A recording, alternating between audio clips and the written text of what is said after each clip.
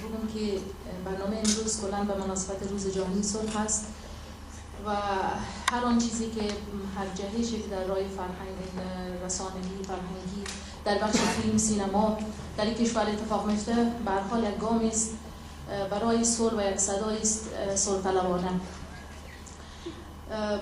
قرار به شد که به بهانه به هر حال روز جهانی صلح ما بحث‌های در مورد جشنواره بین‌المللی فیلم زنان داشته باشیم و این که زنها در اون چقدر تعداد زیادی از زنها سعیم بودن و به یک نحوی بیان کنیم که یکی از نجواهای صلح طلبانه است در افغانستان، به دلیلی که واقعا در افغانستان سفیران اصلی صلح زنانند. ما به طول تاریخ اگر تاریخ جهان مطالعه کنیم به طول دوره‌های مختلف از جنگ‌های صلیبی، از اتفاقات عجیب و غریب در جهان، وقتی ببینیم زنها در هیچ جایی تاریخ جنگ دست نداشتن خوشبختانه و بسیار محدود. این نشان میده که از لحاظ روحی و روانی و از به هر حال زنها با تار وجود خود صلح میخواهند و متاسفانه این مسئله در افغانستان بسیار عادی و بسیار ناچیز گرفته شده. شما در پروسه صلح در افغانستان اگر ببینیم در یک کتله 150 نفری در حدود 9 یا 8 نفر زنها حضور دارند.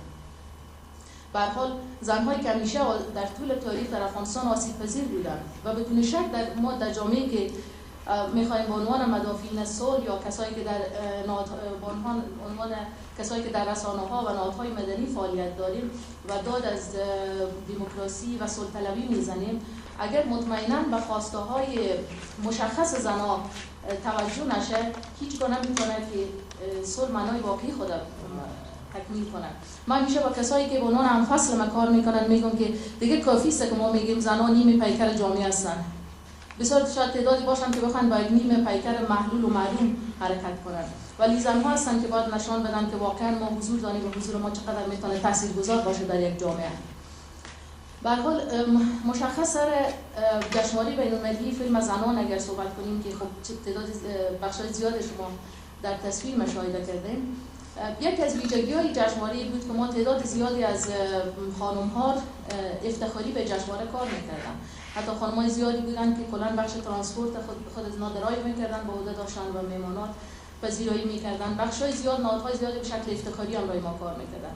ویژگی بسیار مهم این جشنواره بود که در پشت جشنواره کدام بودجه یا کدام امکانات مالی نبود.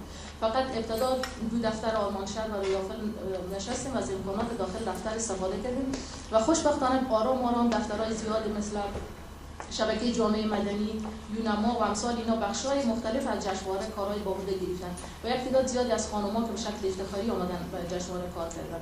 یک از ویژگی‌های جشنواره بود که من امروز هم تعداد زیادی از فیلمسازهای جوان می‌بینم و خوشبختانه کسایی که به نهادهای مدنی فعالیت می‌کنن و امیدوارم که اینا حمایت کنن جشنواره بین‌المللی فیلم زنان برای سال بعدی و می‌خوایم برای سال بعدی گسترده‌تر و وسیع‌تر برگزار کنیم و بتونیم برنامه‌های مفیدتر داشته باشیم. ما با وجودی که وقتی اونجا رفتیم آقای امیری بسیار نگران بود، میگفت از مؤلفه‌های ابتدایی که برای یک جشنواره بخوای کار کنی از پروژکتور پرده نمایش فیلم هیچ چیز وجود نداره و همگی ما این نگرانی گرفته بود.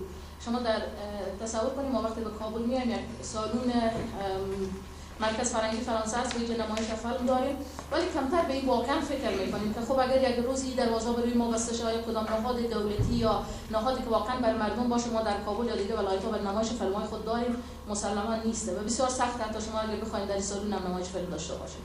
یکی از مشکلات مخصوصا وقتی به ولایت‌ها میری بسیار با سختی‌های عجیب و غریب مواجه میشی.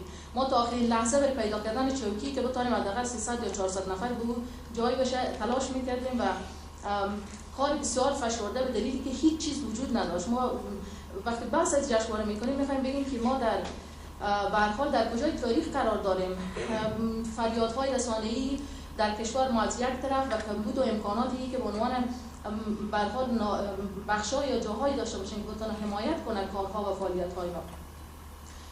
دیگه به هر حال خود جشنواره در کل برنامه بسیار مفید بود، از ورکشاپ پنل‌های بحث در مورد نقش زنان در سینما و جامعه سینما و بخشی از پروموشن پرداخته بود برای پنل‌های سوال جواب و برای ورکشاپ‌ها.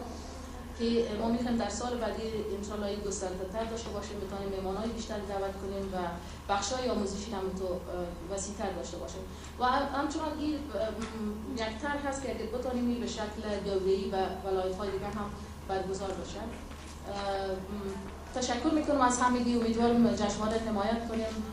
بازم تشکر از کسایی که همکاری کردن، مخصوصا به شکل افتخاری برای جشنواره زیاد حمایت میکردن و خود شخص آقای امینی زیاد کار کرد. روزهای آخر جشنواره یادم میاد که میگفتم آقای امینی شاید نیاز به آمبولانس داشته باشی که آخر از این به این معناست که شما ببینید از صفر یک کار شد.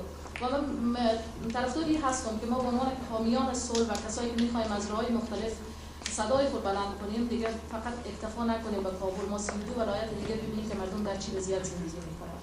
تشکر، به امید روزی که صلح واقعی تجربه کنیم. تشکر.